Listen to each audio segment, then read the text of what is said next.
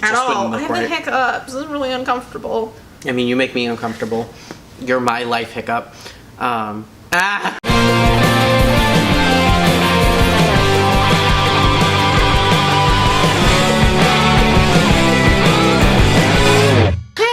and welcome to Converse-ations. Yay! I am a boy.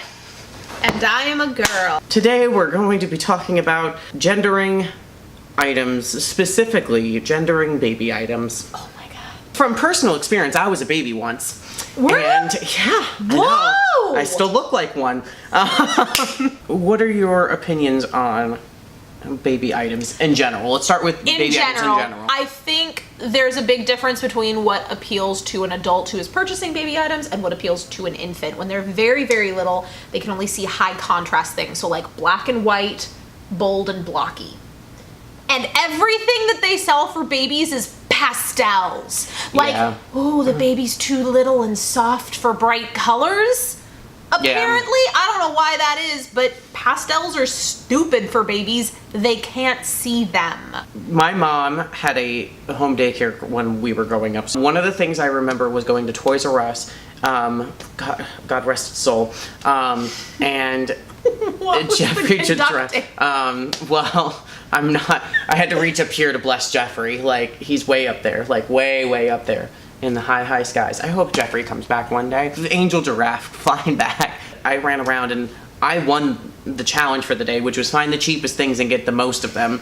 I don't think this was an actual challenge, but I like to think of it as a challenge because I won.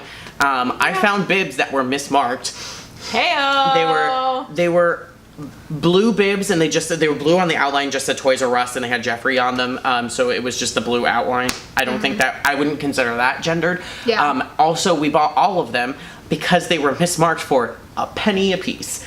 So we bought all of them. I just dislike going into a store and seeing blue and pink, and that's it. Yeah. That irritates me so much because there are more colors in the world. What? And blue and red and pink and all these other colors can be used for other things. 101 Dalmatians, I think it was flipped where the red collars were the boys and the blue collars were the girls. Well, before World War II, it was traditionally blue for girls and pink for boys. That got flipped because of Hitler.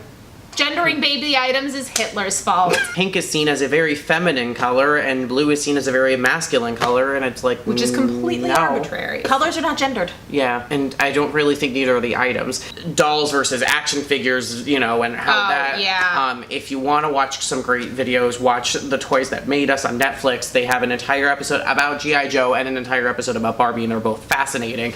The He-Man one was good too. The He-Man one was fantastic. That one was also very well done. That was well-rounded. My other issue is not just the gendering with color, although that's a big issue. More of my issue are the things that they put on those items, like the phrases they put on those items. Like where it's like daddy's girl or mama's boy or like I'm a flirt. It's like it's an infant. Yeah. Like, no.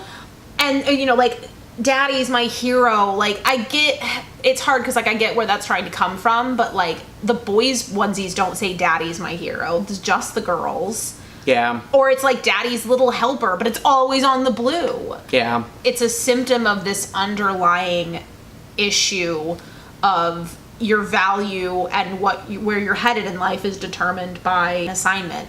You want to set a kid up with goals and you want to set them up with a certain level of expectations. You don't want to just be like, oh, there they go. Bye, good luck with that. Like, you need to get them. But at the same time, you don't want to box them into something. And I feel like so much of baby clothing and then little kid clothing, and honestly, all the way up through adult clothing, like, it boxes it's very constrained. You into things. One thing that I want to discuss is baby room items, because that is also something that is very gendered. Like the themes of a nursery. Of the room. Yes. And I think it's very overdone, but it also works for, it's gender neutral, Winnie the Pooh. Winnie the Pooh works gender neutral. General forest animals, gender neutral. I desperately want to see, there's three nurseries that I would desperately want to see that I haven't really seen done. Muppets. Oh God, Muppets. And how colorful would that be? Yeah. 2, This is a newer one, Inside Out. Yeah, I remember you talking about that. And I want to do a Small World nursery. Yeah, like, honestly. Like, if you did a Muppets nursery and then, like, because you know how they do the big, like, quote on the wall? Yeah. And like, do the, you know, someday we'll find it, the rainbow connection, and then you do, like, rainbow theme around the bed, and I put way too much thought into this. Another one that I've seen more recently, the Dr. Seuss nursery. And it is work well too. Beautiful. Yeah. And all the stuff that they have is really nice. It's a little pricey, but there's also, you know, there's things that you can do to theme things without actually having to purchase the licensed item, which is nice. And you can do that with any room, really. I think now if you look at Inside Out, you look at Muppets and you look at Seuss, those are all bright colors. Yeah. They don't lend themselves to pastels. Small World would lend itself to pastels. You can't do pastel Seuss. No. It's not Seuss. You can't do pastel Muppets. It's not Muppets. And you can't do pastel Inside Out. The nursery is not about the child. It's 100% about the parents. I've seen the ones where there's a super common one where it's like a quote and then things, and it's the like, maybe I'll be a Jedi like my father, or a witch like my mother. Like it's very all of the like, hodgepodge. Where can I put my fandom? Where can I inject these popular pieces of fiction into my child's life? Which gets a little weird. Well, and it depends on how it's done. There's a new line that's out. It's been out for a couple of years now, and I saw more of it while we were in England. Was the My First Thomas.